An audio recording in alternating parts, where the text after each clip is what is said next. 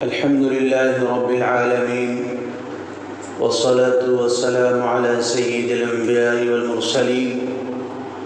وعلى آله وأصحابه أجمعين. أما بعد، فأعوذ بالله من الشيطان الرجيم. بسم الله الرحمن الرحيم. وعد الله الذين آمنوا منكم وعملوا الصالحات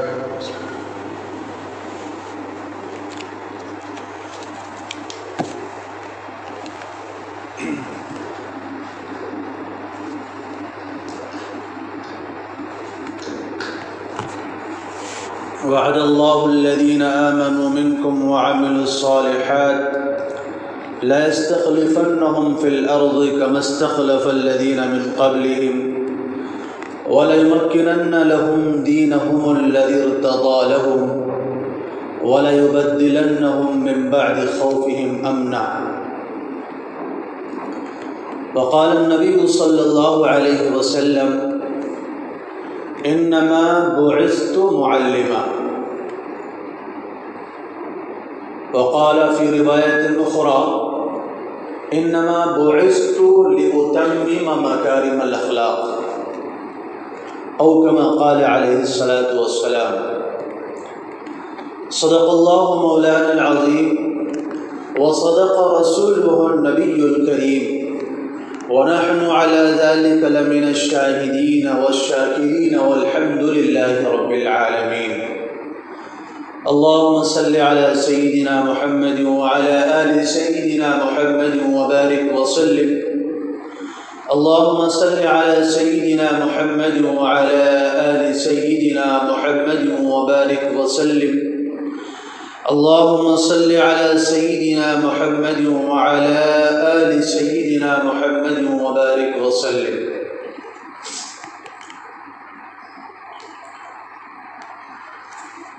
نقش قدم نبی کے ہیں جنت کے راستے،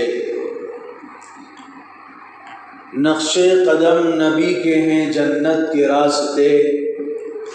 اللہ سے ملاتے ہیں سنت کے راستے. اور کسی شاعر نے کہا: یہ دربار محمد ہے صلی اللہ علیہ وسلم، یہ دربار محمد ہے، آئے جس کا جی چاہے. یہ دربار محمد ہے، وہ آئے جس کا جی چاہے، نہ آئے تو آتش دوزخ میں جائے جس کا جی چاہے. لائق صد احترام بزرگوں، عزیز ساتھیوں اور دوستوں،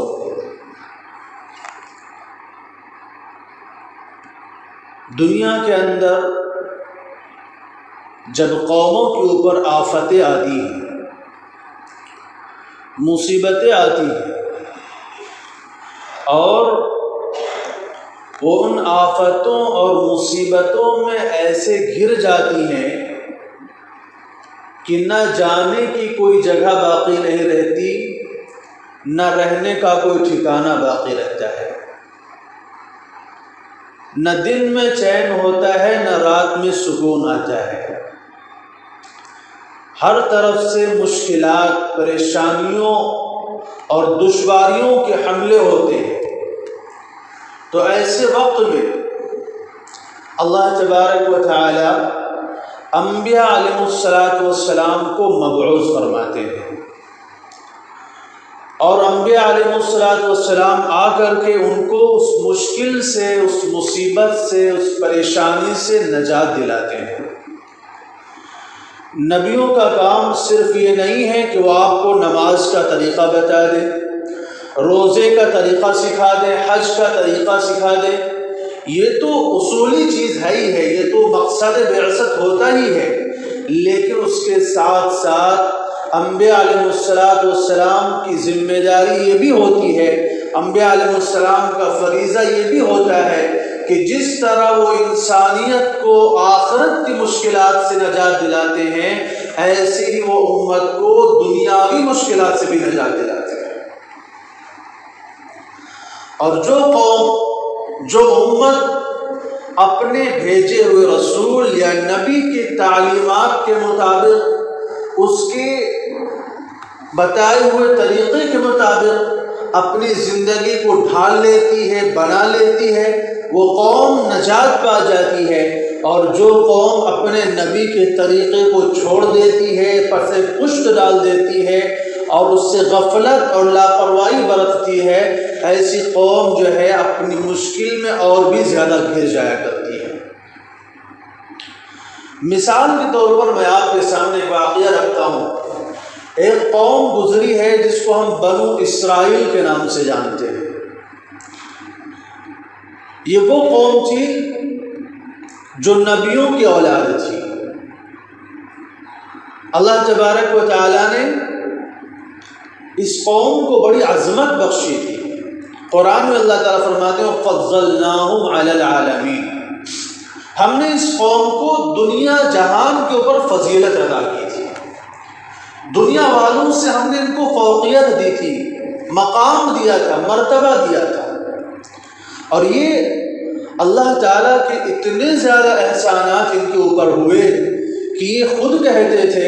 نحن ابناء اللہ واحباؤہ، ہم اللہ کے بیٹے ہیں، ہم اللہ کے دوست ہیں، ہم اللہ کے پیارے ہیں۔ اور جب کسی چیز کا غرور سر پہ چڑھتا ہے تو انسان گمراہی کے دلدل میں پھنس جایا کرتا ہے۔ چنانچہ یہ کہا کرتے تھے لن تمسنا النار الا ایاما معدودہ، چونکہ ہم جو ہے ہم اللہ کے پیارے ہیں، اللہ کے محبوب ہیں، اللہ کے قریبی ہیں، اس لیے جہنم کی آگ بھی ہمارا کچھ بگاڑ نہ سکے گی۔ جرات آ گئی، اللہ کے احکام کے اوپر ان کو زور پیدا ہو گیا اور انہوں نے اللہ کے احکام کے خلاف بغاوت کی۔ جب ان کے اوپر مصیبت نازل ہوئی، اور مصیبت کیا نازل ہوئی کہ فرعون کی شکل میں ان کے اوپر ایک بہت بڑا عذاب مسلط ہوا۔ قرآن کہتا ہے وَإِذْ نَجَّيْنَاكُم مِّنْ آلِ فِرْعَوْنَ يَسُومُونَكُمْ سُوءَ الْعَذَابِ يُذَبِّحُونَ أَبْنَاءَكُمْ وَيَسْتَحْيُونَ نِسَاءَكُمْ وَفِي ذَلِكُمْ بَلَاءٌ مِّن رَّبِّكُمْ عَظِيمٌ، کہ فرعون بہت بڑا ظالم بادشاہ تھا، یہ قبطی قوم سے تھا اور یہ بنو اسرائیل کو غلام بنا کر کے رکھتا تھا۔ ان عبدت بنی اسرائیل، اس نے بنو اسرائیل کو غلام بنایا ہوا تھا، ان سے مزدوری کرواتا تھا، ان کو محنتیں کرواتا تھا اور ذلیل کام ان سے کرواتا تھا، نیچ ترین کام ان سے کرواتا تھا اور مزدوری بھی نہیں دیتا تھا، اوپر سے مارتا تھا، پیٹتا بھی تھا اور مشکلات سے ان کو جو ہمیشہ دوچار رکھتا تھا۔ قرآن کہتا ہے یسومونکم سوء العذاب، وہ تمہیں بڑا دردناک عذاب دیتا تھا، یہاں تک کہ ان کے بچوں کو قتل کروا دیا کرتا تھا، ان کی عورتوں کو غلام اور باندیا بنا لیا کرتا تھا۔ وہ سارے عذاب تھے کہ بنو اسرائیل کا جینا دشوار ہو چکا تھا، بنو اسرائیل کا جینا مشکل ہو گیا تھا، ان کو نہ دن میں سکون نہ رات میں راحت ہوتی تھی، ہر طرف ان کو مشکل ہی مشکل نظر آ رہی تھی، نجات کا کوئی راستہ، چھٹکارے کا کوئی راستہ نظر نہیں آ رہا تھا۔ ایسے وقت میں اللہ تبارک و تعالیٰ نے حضرت موسیٰ علیہ السلام کو مبعوث فرمایا اور موسیٰ علیہ السلام نے آ کر کے اپنی قوم کو بنو اسرائیل کو فرعون کے ظلم ستم سے نجات دلوائی کہ فرعون کو اللہ نے سمندر میں ڈبویا، اسی سمندر میں اللہ نے بنو اسرائیل کے لیے راستے پیدا فرمائے اور اسی سمندر کے اندر فرعون کو ڈبو دیا۔ خیر اس کے بعد ان کی حکومت قائم ہوئی، بنو اسرائیل کی سلطنت چلنے لگی، پھر دھیرے دھیرے ان کے اندر خرابی آ گئی، پھر ان کے اندر جو ہے کجروی پیدا ہو گئی، پھر ان کے اندر اللہ کے احکامات سے بغاوت پیدا ہو گئی۔ تو پھر اللہ تبارک و تعالیٰ نے اس وقت ان کے اوپر ایک دوسرا عذاب ان کے اوپر مسلط کیا کہ یہ اس وقت حضرت دانیال علیہ السلام کا زمانہ ہے۔ دانیال علیہ السلام بنو اسرائیل کے پیغمبر ہیں، دانیال علیہ السلام کا زمانہ ہے، قوم کے اندر بے حیائی عام ہو چکی ہے، بدعملی عام ہو چکی ہے، ہر طرف جو ہے گندگی اور ناشگانی کا دورہ ہے۔ حضرت دانیال علیہ السلام قوم کو سمجھا رہے ہیں، قوم کو بتا رہے ہیں کہ میری قوم یہ طریقہ چھوڑ دو ورنہ تم مشکل میں پھنس جاؤ گے، عذاب میں آ جاؤ گے، اللہ کی پکڑ، اللہ کی گرفت میں آ جاؤ گے، اور جب اللہ کی گرفت میں آؤ گے تو بچانے والا کوئی نہ لیکن قوم سن نہیں رہی، قوم ماننے کو تیار نہیں ہو رہی، قوم تو اپنی مستیوں میں مگن ہے اور اپنے جو ہے خر مستیوں میں ڈوبی ہوئی ہے۔ ایسے وقت میں ایک ان کے اوپر مشکل آئی، اور مشکل آئی بخت نصر کی شکل میں، کہ بخت نصر جو اس وقت کا پوری دنیا کا بادشاہ تھا، بابل میں رہتا تھا، اس نے بنو اسرائیل کے اوپر حملہ کیا اور ان کو تہہ تیغ کیا، ان کے 70,000 آدمیوں کو قتل کیا، 70,000 کے قریب لوگوں کو قید کر کے لے گیا۔ بیت المقدس جس کو سلیمان علیہ السلام نے تعمیر کروایا تھا، اس بیت المقدس کو تباہ و برباد کر دیا۔ جتنا سونا چاندی ہیرے جواہرات جتنا کچھ اللہ سلیمان علیہ السلام نے اس کے اندر لگایا تھا، وہ سارا کا سارا لوٹ کر کے لے گیا، اور ساتھ میں 70,000 بنو اسرائیل کو بیڑی میں جکڑا کر کے قیدی بنا کر کے لے گیا۔ جب بنو اسرائیل قید ہوئے تو ان کے ساتھ ان کے پیغمبر حضرت دانیال علیہ السلام بھی قید ہوئے۔ جب دانیال علیہ السلام کو بیڑیاں پہنائی جانے لگی تو دانیال علیہ السلام نے اپنی قوم سے کہا، میں تمہیں اسی دن کے بارے میں ڈرا رہا تھا، میں تمہیں اسی دن کے بارے میں بے خبر کر رہا تھا، لیکن تم نے ہماری بات نہ سنی، یہ اسی کا انجام آج بھگت رہے ہو۔ اب قوم کہہ رہی ہم تو شرمندہ ہیں، ہمیں بڑا افسوس ہے، ہم جو ہے بڑی اپنے عمل پر ہمیں ندامت ہو رہی ہے، اب اس سے نجات کی کوئی شکل نکلوائیے، اللہ تعالیٰ سے دعا کیجیے۔ بالآخر جب ان لوگوں کو جیل میں ڈالا گیا اور جیل میں کئی سال گزر گئے، وہاں پر جیل کے لوگوں نے دانیال علیہ السلام کے اخلاق کو دیکھا، آپ کی تعلیمات کو دیکھا، تو آپ سے متاثر ہوئے اور آپ کی باتوں کو وہ ماننے لگے۔ بالآخر اللہ تعالیٰ نے بنو اسرائیل کو اس مشکل سے پھر نجات دے دی، پھر سے ان کی حکومت قائم ہوئی۔ تو یہ جو واقعہ آپ کے سامنے میں نے عرض کیا، یہ بتانے کے لیے کہ انبیاء علیہ السلام جو ہوتے ہیں وہ اپنی قوم کو آخرت کے عذاب سے نجات تو دلاتے ہی ہیں، ساتھ ساتھ دنیا کے عذاب سے بھی نجات دلاتے ہیں، دنیاوی مشکلات سے بھی نکلنے کے راستے دکھاتے ہیں۔ بالآخر وقت گزرتا رہا، دنیا کے اندر بے حیائی، بدعملی اور طرح طرح کی جو ہے برائیوں کا رواج بڑھتا رہا۔ دھیرے دھیرے وہ زمانہ آیا جس کو ہم زمانے جاہلیت کے نام سے جانتے ہیں، یعنی جس زمانے میں اللہ کے آخری نبی حضرت محمد مصطفیٰ صلی اللہ علیہ وسلم مبعوث ہوئے۔ یہ وہ زمانہ ہے جو برائی کی انتہا کا زمانہ تھا، دنیا کی جتنی برائیاں تھیں اس زمانے کے اندر انتہا کو پہنچی ہوئی تھی۔ ایسی حالات تھے، ایسی مشکلات تھیں کہ فرماتے ہیں کہ اس وقت کی قوم جو تھی وہ تمام چیزوں کو جانتی تھی سوائے اللہ تعالیٰ کے، وہ ہر چیز کی پوجا کرتے تھے، ایک اللہ کو چھوڑ کر کے وہ ہر چیز کی پوجا کرتے تھے۔ کوئی جانور، کوئی درخت، کوئی پیڑ، کوئی پودا ایسا نہیں تھا جس کو انہوں نے خدا نہ بنا رکھا ہو۔ خانہ کعبہ جو اللہ کا گھر ہے، جس کو بیت اللہ کہا جاتا ہے، جس کی نسبت اللہ تعالیٰ کی ذات سے ہے، اس خانہ کعبہ کے مطاف میں 360 بت رکھے ہوئے تھے۔ خود خانہ کعبہ کے اندر 2 بڑے بڑے بت رکھے ہوئے تھے۔ یہ لوگ جب طواف کرتے تھے تو ان بتوں کی پوجا کرتے تھے، جب خانہ کعبہ میں داخل ہوتے تھے تو ان بتوں کی پوجا کرتے تھے، اور اتنے ہی پر بس نہیں تھا، جب یہ گھر آتے تھے تو ہر گھر میں ایک الگ الگ بت ہوا کرتا تھا، اپنے گھر میں ایک الگ بت کی پوجا کرتے تھے۔ اس کے بعد جب سفر میں جاتے تھے تو چھوٹے چھوٹے بھی بت بنا رکھے تھے، جیب میں رکھ کر کے سفر میں چلے جاتے تھے، سفر میں ان کی پوجا کرتے تھے۔ پھر کہیں جا کر کے ٹھہر گئے، وہاں پر دیکھا کوئی اچھا بت نظر آ گیا تو اپنا بت پھینک دیتے تھے، دوسرے بت کی پوجا شروع کر دیتے تھے۔ غرض صورت حال یہ تھی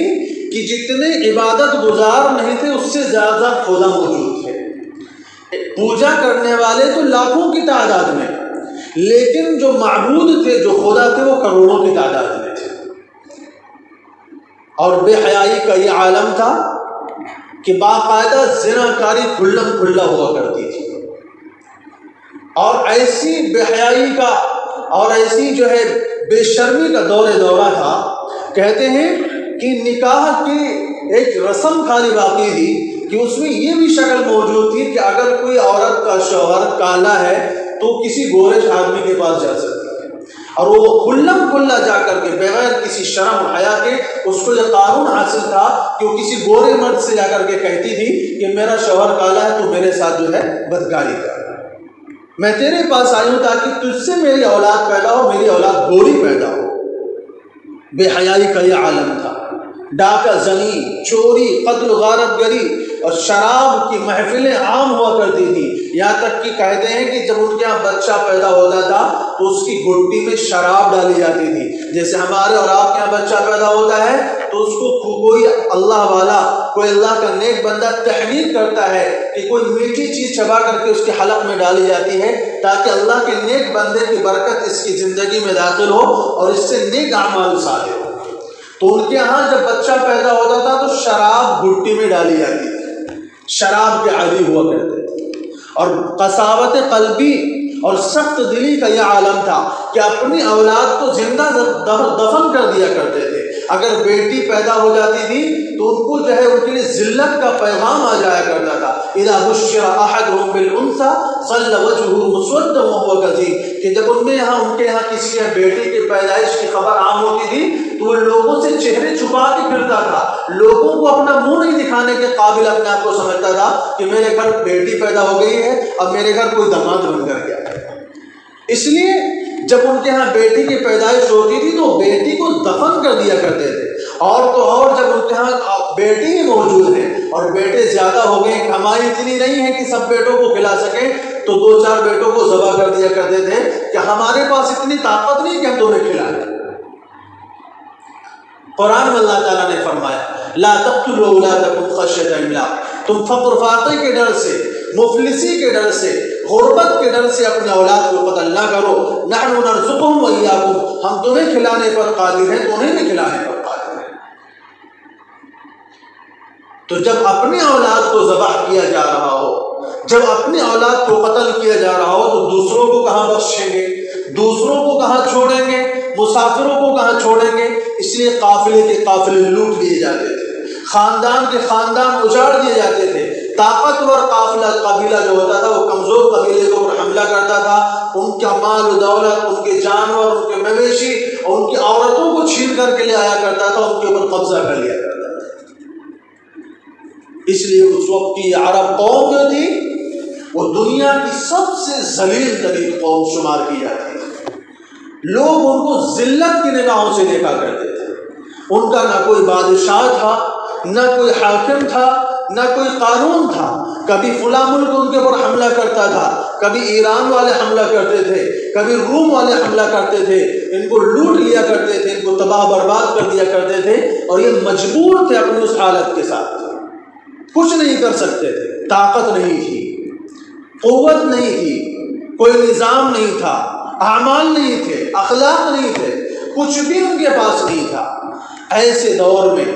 ایسی ظلمت کے زمانے میں اللہ تبارک و تعالی نے اپنے آخری نبی حضرت محمد مصطفیٰ صلی اللہ علیہ وسلم کو مبعوث فرمایا، اور آپ نے آ کر کے دنیا کو ایک پیغام دیا، فرمایا انما بعثت معلما،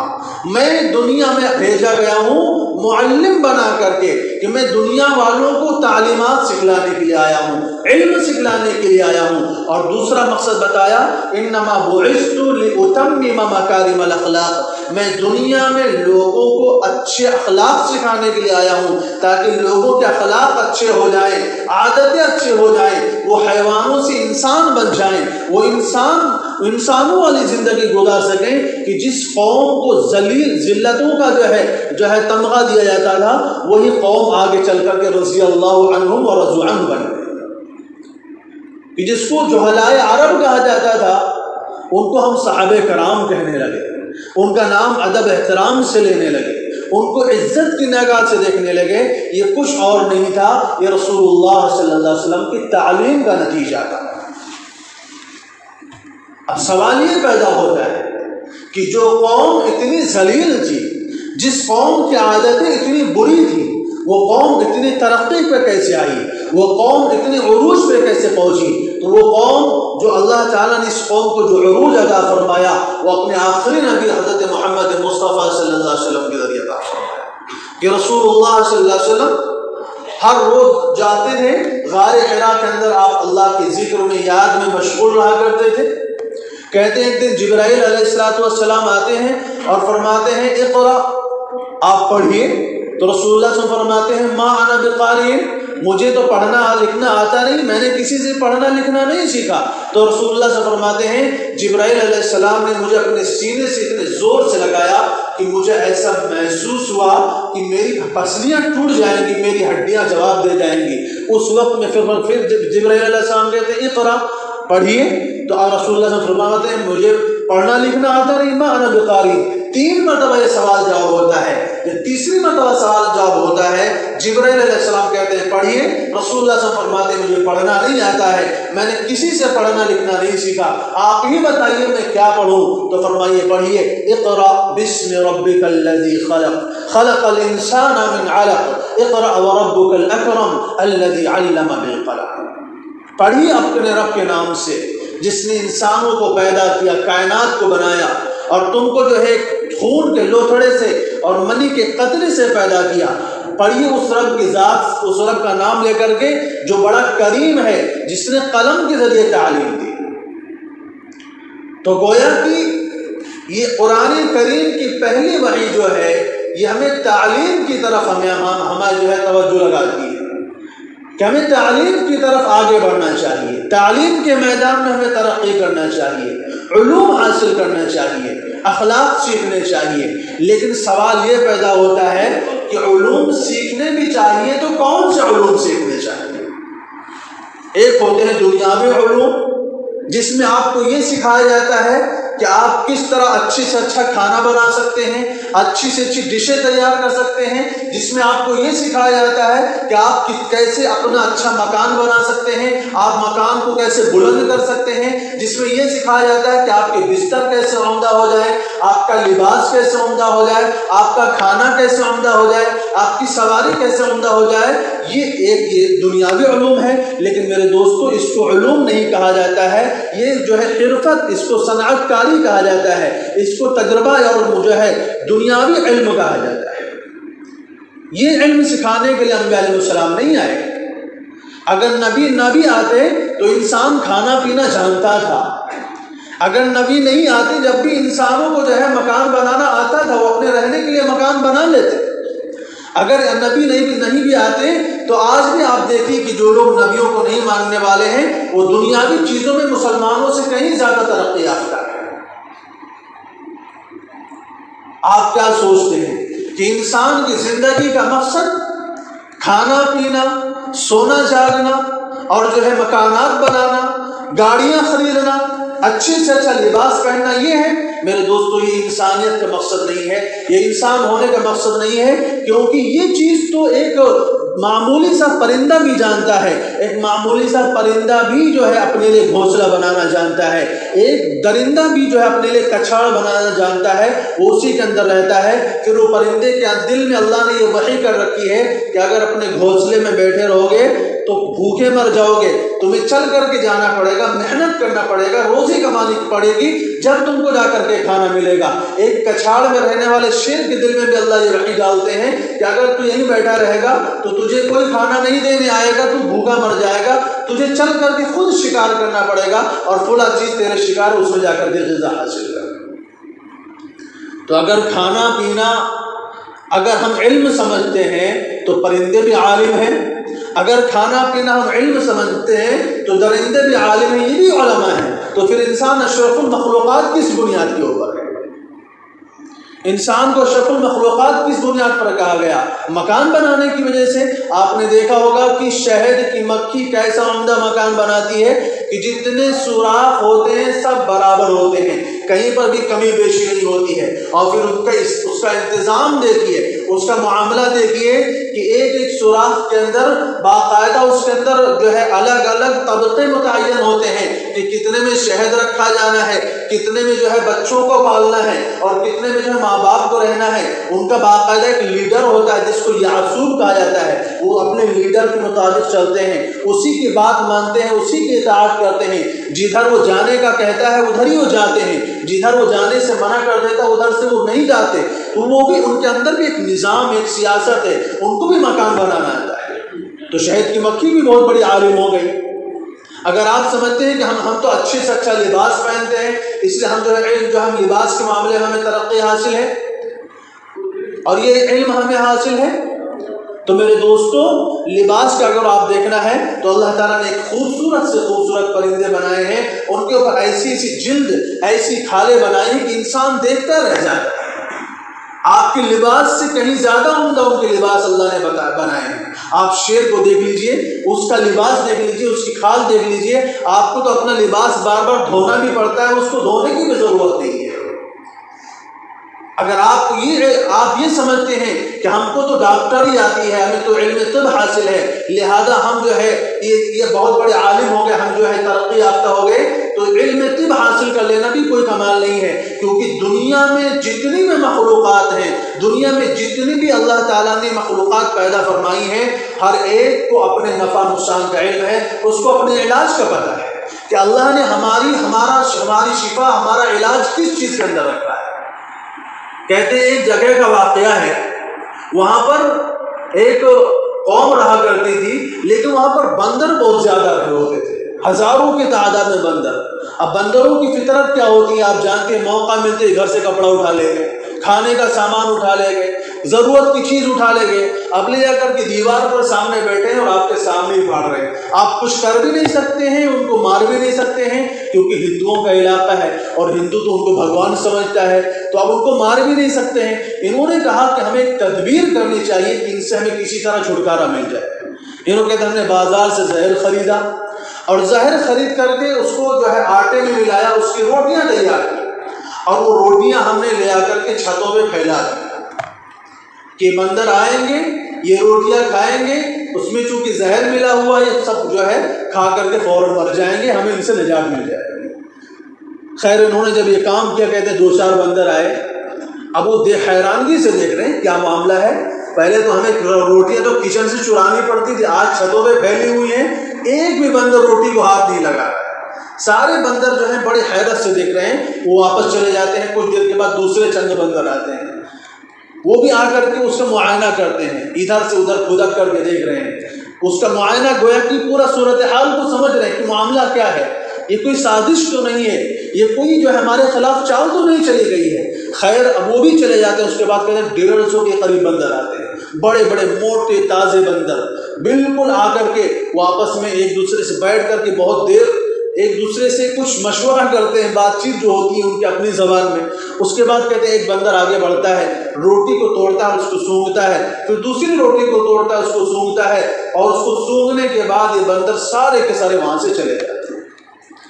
یہ گھر والے سمجھ رہے ہیں کہ ہماری تو تدبیر خراب ہو گئی، ہم نے جو انتظام بنایا تھا ہمارا انتظام فیل ہو گیا، ہمارا جو ہے ہم نے جو کچھ ان کو مارنے کے لیے جو ہم نے اپنی طرف سے پلان کیا تھا وہ تو ناکام ہو گیا۔ اب ہم نے سوچا کہ اب ان روٹیوں کو اٹھا کر کہیں گڈھے میں ڈال دیا جائے۔ ہم یہ سب سوچ ہی رہے تھے کہ ہم نے دیکھا کہ 200-250 بندروں کی ٹولی آتی ہے اور ان ہر بندر کے ہاتھ میں ایک جو ہے ٹہنی ہے جس میں کچھ پتے لگے ہوئے ہیں، وہ آتے ہیں ہر روٹی کے 4-4 ٹکڑے کرتے ہیں، کہتے ہیں 50 روٹیاں تھی، بندر 200 تھے، انہوں نے ہر روٹی کے ایک جو ہے ٹکڑے کر کے ایک ایک ٹکڑے کو کھایا اور اس کے اوپر سے وہ پتا چبا لیا، نہ ایک بندر مرا، نہ ایک بندر بے ہوش ہوا، نہ بیمار ہوا۔ ان کو بھی پتا ہے کہ اس میں زہر ملا ہے تو اس کا علاج ہمارے پاس کہاں سے آتا ہے۔ تو عرض یہ کرنا تھا، بتانا یہ تھا کہ اگر آپ مکان بنانا سمجھتے ہیں، جو ہے علم ہے، یہ ترقی ہے، تو مکان تو پرندے بھی بنانا جانتے ہیں، شہد کی مکھی بھی بنانا جانتی ہے۔ اگر آپ جو ہے علم طب کے اوپر، ڈاکٹری کے اوپر آپ کو یقین ہے تو دنیا کی ہر مخلوق کو اللہ تعالیٰ نے اتنا علم طب عطا کیا ہوا ہے کہ وہ اپنا علاج کرنا وہ جانتے ہیں۔ اگر آپ جو ہے اچھے سے اچھا لباس پہننے کو ترقی سمجھتے ہیں تو اللہ تعالیٰ نے تمہارے سے اچھا لباس اللہ نے جانوروں کو، پرندوں کو دیا ہوا ہے، اس کے مطابق وہ اپنی زندگی گزار رہے ہیں۔ لیکن پھر ہم میں اور ان میں فرق کیا ہے؟ اصل علم ہے کیا جس کے اوپر ہم کہتے ہیں کہ جس کی بنیاد پر اللہ نے انسانوں کو دیگر مخلوقات پر فضیلت عطا فرمائی ہے؟ وہ کوئی اور علم نہیں ہے، وہ علوم شریعت ہے، وہ علوم نبویہ ہے، وہ اللہ کے علوم ہے جو اللہ تعالیٰ نے اپنے نبیوں کے ذریعے ہمیں سکھائے ہیں۔ جیسا کہ رسول اللہ صلی اللہ علیہ وسلم نے آ کر کے ہمیں بتایا، انما بعثت معلما، کہ میں معلم بنا کر کے بھیجا گیا۔ بالآخر جب رسول اللہ صلی اللہ علیہ وسلم نے اپنی تعلیمات کے ذریعے اپنے ماننے والوں کے دلوں کو منور کیا اور دلوں کو روشن کیا تو صرف 13 سال کے عرصے میں کایا پلٹ جاتی ہے. جو قومیں ان کے اوپر حملہ کیا کرتی تھی وہی قوم ان کے غلام بن کر کے ان کی زندگی گزارتی ہے. 50 سال کا عرصہ گزرنے کو نہیں پاتا ہے کہ دنیا کی آدھی سے زیادہ مسافت کے اوپر مسلمانوں کی حکومت قائم ہو جاتی ہے, اسلام کی حکومت قائم ہو جاتی ہے. کہاں پر وہ لوگ کہ ایک روپے کے لیے جان لٹا دینے والے تھے, کہ کہتے ہیں کہ اگر ان کے ہاں کوئی جنگ چھڑ جاتی تھی اور تعصب کا یہ حال تھا کہ اگر کہیں پر کوئی معاملہ ہو گیا, کوئی مزاج کے خلاف بات پیش آ گئی تو خاندان تباہ ہو جاتے تھے اور ہر باپ اپنے بیٹے کو وصیت کر کے جاتا تھا کہ ان سے بدلہ لے کر کے رہنا, ان کو معاف نہیں کرنا ہے. ایک روپے کے لیے جان لٹانے کے لیے تیار تھے. پھر ایک وہ زمانہ آتا ہے کہ چند سالوں کے اندر کون سی ایسی ان کے اندر روح پیدا ہو جاتی ہے, کون سی ایسی ان کے اندر جان آ جاتی ہے کہ وہ قوم جو ذلت کا نمونہ تھی وہ عزت کا جو ہے سرچشمہ بن جاتی ہے. جس قوم کو جہلاء عرب کہا جاتا تھا وہ قوم ہو جاتی ہے کہ اللہ تعالیٰ قرآن میں فرماتا ہے رضی اللہ عنہم ورضوا عنہ کہ اللہ ان سے راضی ہے, اللہ سے راضی ہے. وہ تھے علوم شریعت, وہ تھے علوم نبوت, وہ تھے علوم الہی جس کو انہوں نے سیکھا, اس کو اپنایا اور رسول اللہ صلی اللہ علیہ وسلم نے ان کی زندگیاں بدل دی. کہ رسول اللہ صلی اللہ علیہ وسلم نے فرمایا لا تسبوا اصحابی, میرے صحابہ کو گالی نہ دینا. اب جو ہے وہ بات زمانے جاہلیت کی بات گئی, اب ان کا نام احترام سے لینا. باقاعدہ بتایا علیکم بسنتی و سنت الخلفاء الراشدین, اصحابی کا نجوم, میرے صحابہ تو ستاروں کے مانند ہیں, میرے صحابہ تو ستاروں کے مانند ہیں. بِأَيِّهِمْ اقْتَدَيْتُمْ اهْتَدَيْتُمْ, جس صحابی کے بھی پیچھے چلے جاؤ گے تمہیں جو ہے جنت کا راستہ مل جائے گا. جب انہوں نے نبی کی تعلیمات کو اپنایا تو عالم یہ ہوا, کہتے ہیں ہندوستان کے اندر جب انگریز چلے گئے اور کانگریس کی حکومت قائم ہوئی تو اس وقت باقاعدہ مہاتما گاندھی نے اپنے اخبار میں ایک اعلان نکلوایا تھا, اگر تم دنیا کے اندر عزت چاہتے ہو, بلند مرتبے پر پہنچنا چاہتے ہو تو تمہیں ابو بکر اور عمر سے سیکھنا چاہیے, ان کے مجاہد ان کی سیرت کو اپنانا پڑے گا. کہ ان کی دولت ان کے پاس سونے چاندی کے ڈھیر آئے, دنیا کی دولت آئی,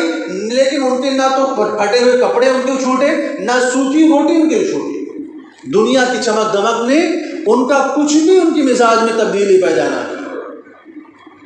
ان کو دنیا کی کوئی حرص نہ تھی, لالچ ہی نہ تھی. فرماتے ہیں ایک دن حضرت علی بن ابی طالب رضی اللہ تعالیٰ عنہ بیت المال میں جاتے ہیں. بیت المال میں جب پہنچتے تو وہاں پر دیکھتے ہیں سونے چاندی کے ڈھیر رکھے ہوئے. تو جا کر کے کیا فرماتے ہیں, یا دنیا غری غیری, اے دنیا مجھے دھوکہ دینے کی کوشش نہ کر, مجھے تیری کوئی چاہت نہیں ہے, مجھے تیرے سے کوئی واسطہ نہیں ہے, مجھے تجھ سے کوئی طلب نہیں ہے.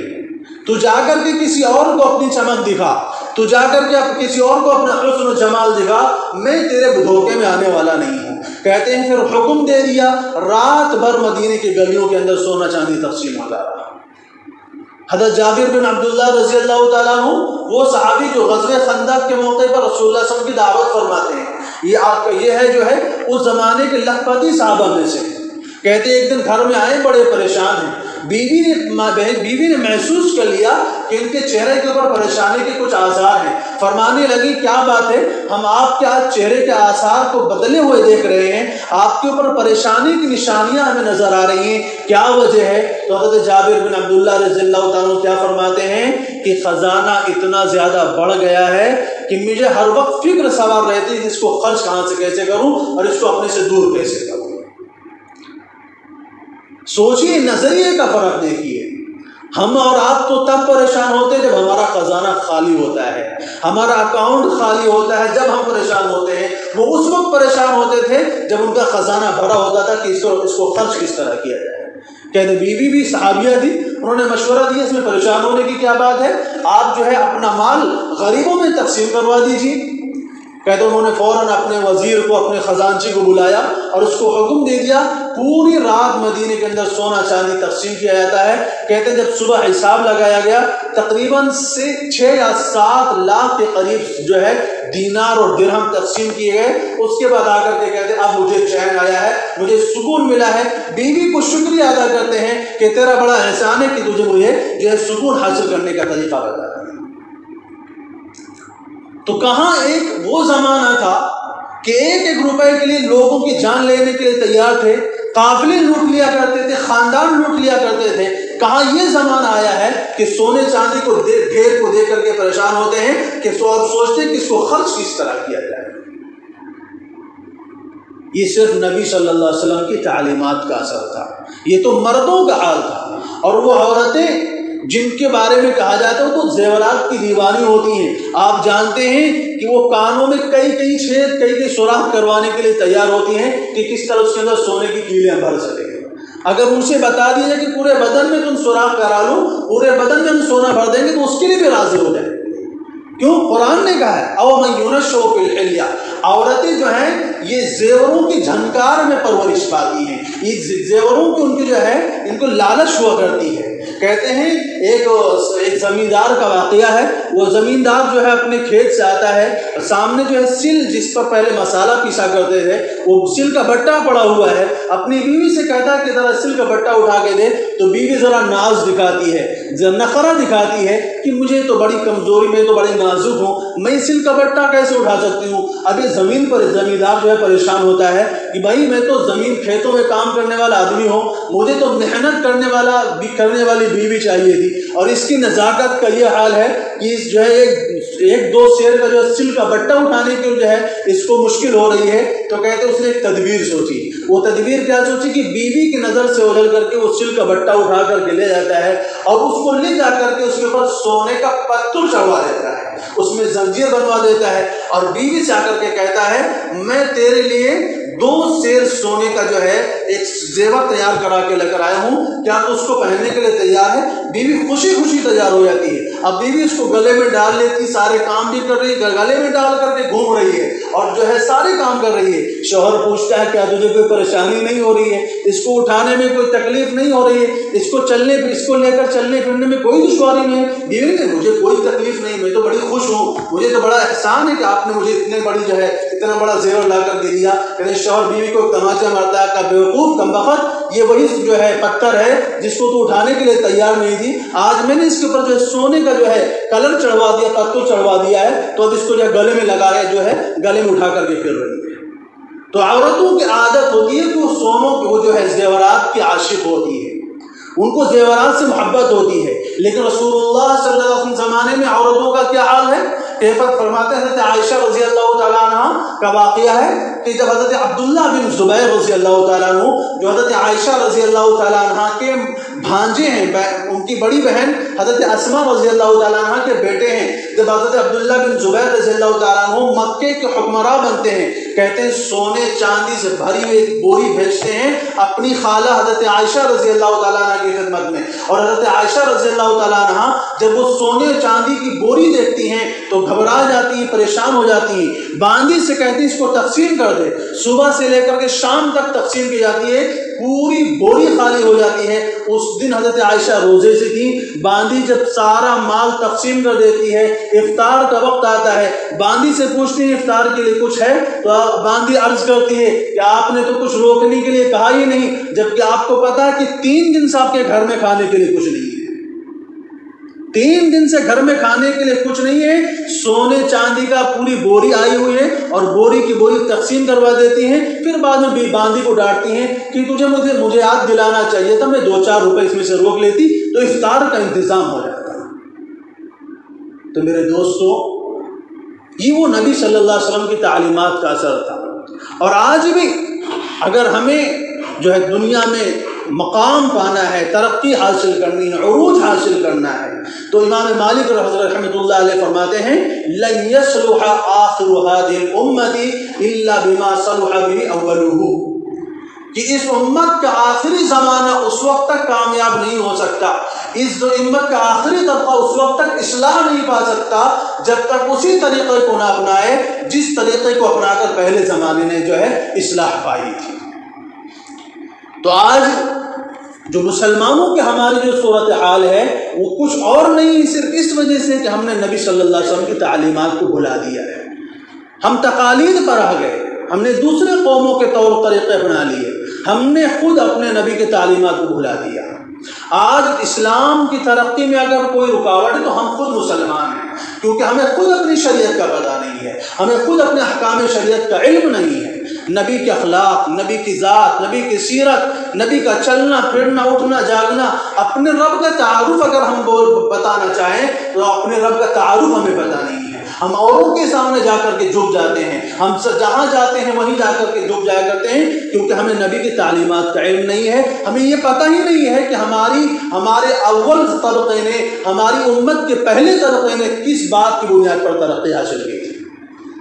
آج ہم نے غیروں کے طریقے اپنا لیے، غیروں کے طور طریقے اپنا لیے، جس کی وجہ سے ہم ذلیل و خوار ہو رہے ہیں۔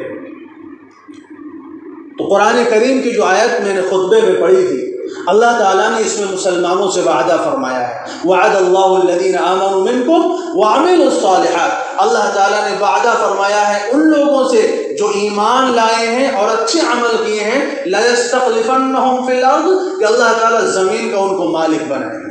جب مسلمانوں نے اللہ کی اس حکم کو پورا کیا تھا، اللہ تعالیٰ نے ان کو زمین کا مالک بنا کر کے دکھایا کہ 2/3 زمین کے اوپر اسلام کی حکومت قائم کی، اور اکیلی حکومت تھی۔ دنیا کی کوئی طاقت کسی مسلمان عورت کی طرف نظر اٹھا کر دیکھنے کی ہمت نہیں کرتی تھی۔ کہتے ہیں عراق سے عورت چلتی تھی اور مکہ حج کر کے آیا کرتی تھی، اس کے ساتھ کوئی جو ہے اس کی حفاظت کرنے والا نہیں ہوتا تھا، لیکن نہ تو اس کی عزت پر کوئی آنچ آتی تھی، نہ اس کے مال کے اوپر کوئی آنچ آتا تھا، نہ اس کی جان کے اوپر آنچ آتا تھا۔ یہ زمانہ گزرا ہے اسی دنیا کے اندر، لیکن ہم نے چونکہ اپنی تعلیمات کو بھلا دیا، ہم نے قرآن کو بھلا دیا، ہم نے دنیا کی ترقی کو علم سمجھ لیا، ہم نے دنیا کے پڑھنے کو علم سمجھ لیا۔ ہمارا قرآن کیا مجھ سے مطالبہ کرتا ہے ہمیں علم نہیں ہے، ہم نہ تو خود سیکھتے ہیں، نہ اولاد کو سکھاتے ہیں، نہ گھر والوں کو بتاتے ہیں۔ یہ ہماری جو ہے سب سے بڑی جو ہے پریشانی کی بات ہے۔ تو بہرحال رسول اللہ صلی اللہ علیہ وسلم کی حدیث جو میں نے آپ کے سامنے عرض کی تھی کہ فرماتے ہیں انما بعثت معلما، میں دنیا کو معلم بنا کر بھیجا گیا ہوں، میں دنیا کو سکھانے والا بنا کر بھیجا گیا ہوں۔ آج بھی ہماری ترقی کا راز جو ہے اگر کسی بات میں پوشیدہ ہے، وہ اسی بات میں پوشیدہ ہے کہ ہمیں اپنے نبی صلی اللہ علیہ وسلم کی تعلیمات کو اپنانے کی ضرورت ہے، ہمیں اپنے نبی کے طور طریقے کو اپنانے کی ضرورت ہے۔ ان کی سیرت کو پڑھنا، ان کے اخلاق کو پڑھنا، ان کس بنیاد کے اوپر پہلی قوموں نے، پہلے زمانے کے لوگوں نے ترقی کی تھی، جب تک وہ چیزیں ہمیں حاصل نہیں ہوتی ہیں ہم ایسی پستے رہیں گے، پٹتے رہیں گے، ذلیل و خوار ہوتے رہیں گے، ایسی ہماری عورتیں بے حرمت ہوتی رہیں گی۔ آج وہ دور آ چکا ہے کہ مسلمانوں کی عزتیں محفوظ نہیں ہیں، مسلمانوں کی لڑکیاں محفوظ نہیں ہیں۔ روزانہ سینکڑوں واقعات ایسے آ رہے ہیں کہ لڑکیاں مرتد ہو رہی ہیں، ایمان چھوڑ رہی ہیں، ہمیشہ ہمیشہ کے لیے جہنم کا مستحق بن رہی ہیں، لیکن ہم لوگوں کے کام پہ جو بھی نہیں لگ رہی ہے۔ ہم اپنی مستیوں میں مگن ہیں، ہمیں تو اپنی ذات سے مطلب ہے، اپنے عیش سے مطلب ہے، اپنی دنیا کو بہتر بنانے سے مطلب ہے۔ ہم تو یہ سوچتے ہیں کہ کیسے 2 کا 4 ہو جائے، 4 کا ہمیں کیسے 8 ہو جائے، ہم 100 کو کیسے 1000 میں تبدیل کر لیں، لاکھ کو کیسے کروڑ بنا لیں۔ ہمیں اس بات کی فکر لگی ہوئی ہے، لیکن ہمیں اپنی اس بات کی فکر نہیں ہے کہ ہم اپنی اولاد کی ایمان کی حفاظت کیسے کر سکتے ہیں، ان کی عزت کی حفاظت کیسے کر سکتے ہیں، ان کی جان کی حفاظت کیسے کر سکتے ہیں۔ میرے دوستو، اللہ تبارک و تعالیٰ نے ہمارے جان، مال، عزت اور آبرو کی حفاظت کی ذمہ داری اگر کسی چیز کے اوپر لی ہے تو اللہ تعالیٰ نے قرآن میں فیصلہ فرما دیا ہے، قُلْ مَا يَعْبَأُ بِكُمْ رَبِّي لَوْلَا دُعَاؤُكُمْ، اگر تم اپنے رب کی ماننا چھوڑ دو گے تو تمہارے رب کو بھی تمہاری کوئی پرواہ نہیں ہوگی۔ اللہ کا فیصلہ صاف ہے، اللہ کا حکم صاف ہے، جس دن ہم سدھر جائیں گے ہمارے حالات بھی سدھر جائیں گے۔ اللہ تبارک و تعالیٰ سے دعا ہے کہ اللہ تعالیٰ ہم سب کو عمل کی توفیق نصیب فرمائے۔